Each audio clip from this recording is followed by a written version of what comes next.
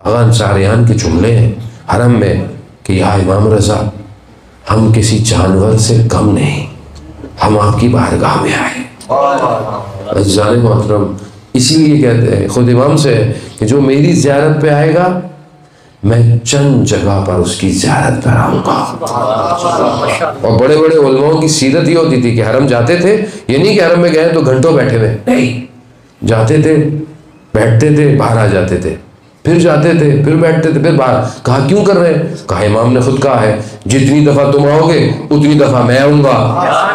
تو وہ آتے اور جاتے رہتے تھے۔ اس لیے بہت مشہور ہے آیت اللہ حائری جزدی کا کہ جو حوض علمیہ کم جنہوں نے بنایا، ان کا انتقال ہو گیا، وہ ایک اور عالم دین کے خواب میں ہے، وہ کہتے ہیں کہ میں نے دیکھا میری روح نکل گئی ہے، لوگ گریہ کر رہے ہیں، رو رہے ہیں، لوگ چلے گئے مجھے دفنا کر، میں نے دیکھا کہ 2 آگ کے گولے آ رہے ہیں میرے پاس، میری جان جو ہے وہ نکلتی، لیکن اچانک سے ایک نور آیا، نور جتنے میرے قریب آیا آگ اتنی دور چلی گئی اور چلی ہی گئی۔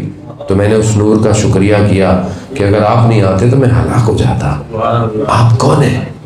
تو اس نور نے کہا میں امام رضا ہوں، تم 70 دفعہ میری زیارت پر آئے ہو، میں بھی 70 دفعہ تمہاری زیارت پہ آؤں گا۔ صلوات بھیجے محمد۔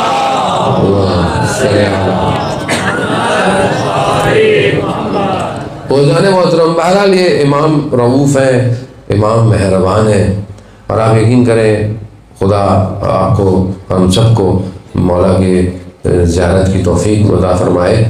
یقیناً آج آپ سب یہاں جمع ہیں اور اس میں کوئی شک نہیں کہ آج آپ سب کو انشاءاللہ امام کے حرم میں محسوس کیا جا رہا ہوگا۔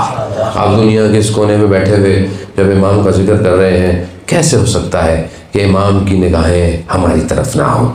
خود ہمارے 10ویں امام، امام علی نقی علیہ السلام ارشاد فرماتے ہیں، خود امام ارشاد فرماتے ہیں کہ تم دنیا میں کہیں پہ بھی ہو اپنے لبوں کو ہلایا کرو، ہم تمہاری آواز سن لیں گے۔ تو یقیناً آپ یہاں سے جب مولا کو یاد کر رہے ہیں، میں بہرحال یہ کیونکہ وقت محدود ہے، آگے مغرب بھی ہے، تو میں چند حدیثیں ہیں خود امام رضا علیہ السلام کی آپ کے گوش گوار کرنی ہے تاکہ ہم اپنی زندگی میں دیکھیں کہ ہم ان کی سیرت پہ کتنا عمل کرتے ہیں۔ اصل کردار ہے عزیزان محترم، ظاہر دنیا میں رہ جائے گا، انسان بڑی سی بڑی شخصیت ہو، پریزیڈنٹ ہو، صدر ہو، آفیسر ہو، بزنس مین ہو، کچھ بھی ہو، جب تک وہ زندہ ہے تب تک یہ نام اس کے ساتھ ہے۔ جیسے ہی اس کی روح اس کے بدن کو چھوڑ دیتی ہے نا، کوئی یہ نہیں کہتا کہ صدر مرا ہوا ہے، لوگ یہی کہتے ہیں میت پڑی ہوئی ہے، میت، یعنی سب سے پہلے انسان کی شناخت چھین لی جاتی ہے، اور ایسی چھین لی جاتی ہے کہ اگر ہاتھ لگایا نا تو غسل واجب ہو جائے گا۔ اب سوچیں دنیا میں انسان کتنے برانڈڈ پرفیوم لگا کے گھوم رہا ہوتا ہے، یہ والے لگا لو، وہ لگا لو، مرنے کے بعد یہ بدن ہے، اس کی کوئی حیثیت نہیں ہے، جلدی دفناؤ نہیں تو بو پڑ جائے گی۔ یعنی آپ سوچیں ہماری اپنی اوقات کیا ہے اور ہم کیسے زندہ رہ رہے ہیں۔ اس لیے انسان کو اندر بہتر کرنے کی ضرورت ہے، اپنے اندر کو معطر کریں ولایت سے تاکہ یہ خوشبو قیامت تک جاری رہے۔ آج آپ کے سامنے جن ہستیوں کو ہم یاد کرتے ہیں ائمہ کے علاوہ، کون ہے؟ وہ وہی ہے جنہوں نے ولایت کی وجہ سے اپنے آپ کو خوشبودار کیا ہوا ہے، ورنہ تاریخ میں تو اتنے لوگ تھے آپ کسی کو یاد ہی نہیں کرتے۔ لوگ یہی تو کہتے ہیں کہ بھائی چند لوگوں کو یاد کیوں کرتے ہو؟ کیونکہ انہوں نے اپنے آپ کو ولایت پہ قربان کیا ہے۔ اگر آج ہم بھی اپنے آپ کو اپنے امام پر قربان کر دیں، اپنے امام کی اطاعت کریں، تو ہم بھی معطر ہو جائیں گے اور ہمیں بھی یاد رکھا جائے گا۔ حدیث ہے، امام فرماتے ہیں کہ ایمان کے ارکان کتنے ہیں؟ اور ہم سب ایمان والے ہیں، قرآن بھی کئی جگہ کہہ رہا ہے یا ایھا الذین آمنوا، اے وہ لوگ جو ایمان لے کر آئے۔ خدا ایمان والوں کو الگ سے مخاطب کر رہا ہے، کہتے ہیں کہ ایمان کے ارکان جو ہیں وہ 4 ہیں۔ امام فرماتے ہیں پہلا توکل بر خدا، خدا پر توکل رکھنا، یعنی کیا؟ یعنی ہر معاملے میں میری وکالت خدا کے پاس ہو۔ آپ دنیا میں دیکھیں، آپ بولیں جی میری کمپنی ہے، میرا کیس ہے، میرا وکیل بہت اسٹرانگ ہے. دنیا آج فخر کرتی ہے نا مہنگے سے مہنگا وکیل لے. کیوں لے؟ کیونکہ یہ میری وکالت کرے گا, اور جو وکالت صحیح کرے گا, آپ پیسہ خرچ کرتے ہیں اور آپ کو بڑا گھمنڈ ہوتا ہے کہ میرا وکیل اسٹرانگ ہے, آپ کیس جیت جائیں گے. اور جس کا وکیل خدا ہو اسے دنیا میں کون ہرا سکتا ہے؟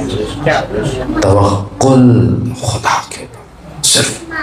ہاں اب آپ یہ نہ بولیں کہ مطلب میں خدا پہ توکل کروں تو میں نہ کام کروں, نہ نکلوں, نہ کیسے نکلوں. نہ, اسباب جو دنیا کے ہیں آپ اس پہ اپنا کام کریں, محنت کریں, پڑھائی کریں, ایجوکیشن حاصل کریں, آپ جو کام کرتے ہیں, بزنس کرتے ہیں, جاب کرتے ہیں, آپ محنت کریں, لیکن اس کے بعد آپ کی ڈپینڈنسی صرف اور صرف خدا کے اوپر. جب آپ خدا کے اوپر ڈیپینڈ ہوں گے, خدا خود آپ کے لیے اسباب پیدا کرتا ہے.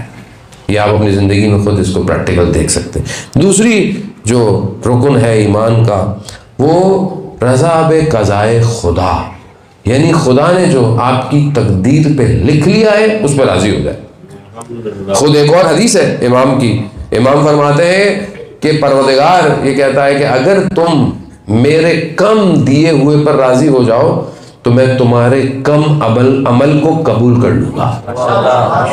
اگر جو خدا نے دیا ہے میں کہوں خدا تیرا شکر ہے جو تو نے مجھے دیا, میں راضی ہوں, تو خدا کہتا ہے کہ میں تمہارا کم عمل بھی قبول کر دوں گا. خدا نے انسان میں جو ہے وہ بہرحال انسان کو رضایت ہونی چاہیے, راضی ہوں. انسان کی زندگی میں شارٹ کمنگز ہیں, مشکلات ہیں, لیکن جب خدا کو پکارے تو پہلے اسے جو دیا ہوا اس کا شکر کرے. یعنی یہ آپ اللہ تو نے دیا مجھے, یہ دیا تو نے, یہ دیا مجھے, یہ اتنا دیا, پروردگار تھوڑا سا ہی تو رہ گیا ہے, یہ بھی دے دے. اتنا کچھ دیا ہے, تیرے خزانوں میں کہاں کسی چیز کی کمی ہے پروردگار. خوب یہ طریقہ آپ دیکھیں نا, بعض بچے بڑے اسمارٹ ہوتے ہیں, پہلے آگے پیچھے گھومیں گے, یوں کریں گے, یہ کام وہ کام, آپ کو پتہ چل جاتا ہے کہ آج کوئی ڈیمانڈ آنے والی ہے, تو کوئی نہ کوئی چیز جو ہے وہ بچہ بھی جانتا ہے کتنا اسمارٹ ہے. ہم بھی بچے بن جائیں خدا کی بارگاہ میں. خدا کہتا ہے گڑ گڑاؤ, سجدے کرو, نمازیں پڑھو, حلال کرو, کوئی مسئلہ نہیں ہے, خدا سے مانگو. خود 70 گنا ماں سے زیادہ محبت کرنے والا ہے. یہ بھی بتانے کے لیے ہے, ورنہ خدا کی محبت کو کوئی کاؤنٹ کر سکتا ہے؟ نہیں کر سکتا ہے جانے محترم. پھر تیسرا رکن جو ہے وہ یہ ہے کہ تسلیم بے امر خدا, جو خدا نے حکم دیا ہے اس پہ تسلیم ہو جاؤ. یعنی بس آگے چون چرا نہیں. نماز واجب ہے, واجب ہے. روزہ واجب ہے, واجب ہے. حجاب واجب ہے, واجب ہے. خمس واجب ہے. اگر خدا کو نہیں مانتے چلو پھر مسئلہ الگ ہے, لیکن جب مان لیا تو پھر واجب ہے, پھر چون چرا نہیں ہونی چاہیے. یہ ایمان کے رکن ہے. یہ چیزیں ہوں گی تو پھر ایمان مضبوط ہے, ورنہ ایمان کی بلڈنگ ہلتی رہے گی. چوتھا اور آخری رکن ایمان کا کہ اپنے سارے کاموں کو خدا پہ چھوڑ دو. اپنے سارے کاموں کو خدا پہ چھوڑ دو کہ پروردگار تو بہتر جانتا ہے, تو بہتر کرنے والا ہے. اگر آپ کے پاس کوئی اچھا مینیجر ہوتا ہے تو آپ کیا کہتے ہو؟ ریلیکس, تو بھائی میرے کاموں کو مینیج, میرا اچھا مینیجر ہے, میرے سارے کاموں کو اچھا مینیج کرے گا. ابھی ہم ریلیکس رہتے ہیں, جی پاکستان میں مثلاً مجلسیں پڑھنی ہے تو کہاں ہوگی, کیسے ہوگی, کیا روٹ ہوگا. مینیجر اچھا ہے, سارے کام خود ٹینشن نہیں رہتی آدمی کو. اب آپ اس پہ واگزار کر دیتے ہو نا, اپنے کاموں کو اس پہ چھوڑ دیتے ہو تو وہ اچھا مینیج کرتا ہے اس کے. اب اگر آپ اپنے کاموں کو خدا پر چھوڑ دو تو خدا نہ صرف دنیا بلکہ آخرت کے سارے کاموں کو آپ کے لیے بہترین